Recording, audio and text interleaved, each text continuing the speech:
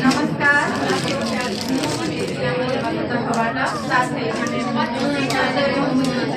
पावन अवसरमा एवं यस समाज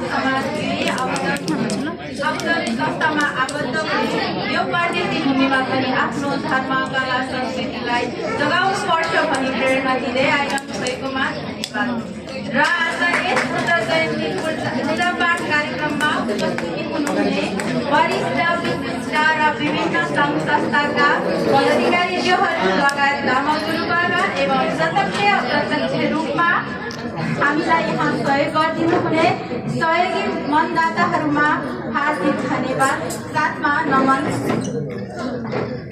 र आज यस बुद्ध जयन्ती पूजापाठ कार्यक्रममा हजुरहरूको अमूल्य समयको लागि पनि हार्दिक धन्यवाद दिन चाहन्छु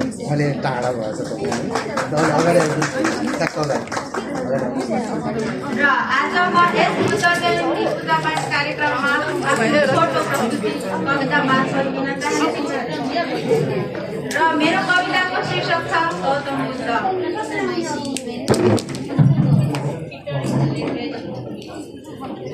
चार चार छत्तीसगढमा एउटै माला फुलबारी, चार चार छत्तीसगढमा एउटै माला फुलबारी, जता जता जता जहाँ रहे पनि हामी हौ नेपाली।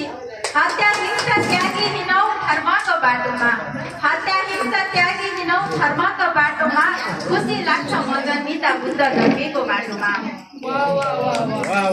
जन्मिएको थियो गौतम बुद्ध पनि, जन्मिएको थियो गौतम बुद्ध पनि, जीवनको बुझाउन अर्थ राजा सुन्दरदण्ड माया देवीको एउटा छोटा केदार छ।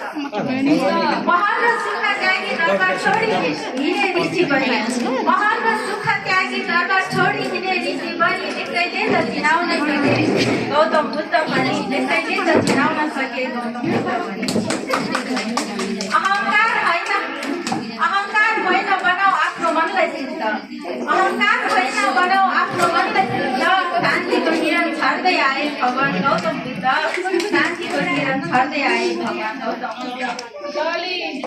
लोभ र घृणा त्यागी आऊ भुलेर एकैछिनलाई, लोभ र घृणा त्यागी आऊ भुलेर एकैछिन छोडेर उहाँ थिए ऋषि बनेर, त्यसैले त आज विश्वभर चिनाउन सफल भए शान्तिको दूत गौतम बुद्ध भनेर।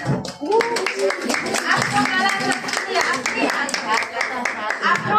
संस्कृति आफ्नै भाषा यसलाई सधैँ अघि बढाउँ है हामी लिएर बुद्धको उपदेशलाई, सधैँ अघि बढाउँ है हामी लिएर बुद्धको उपदेशलाई। धन्यवाद।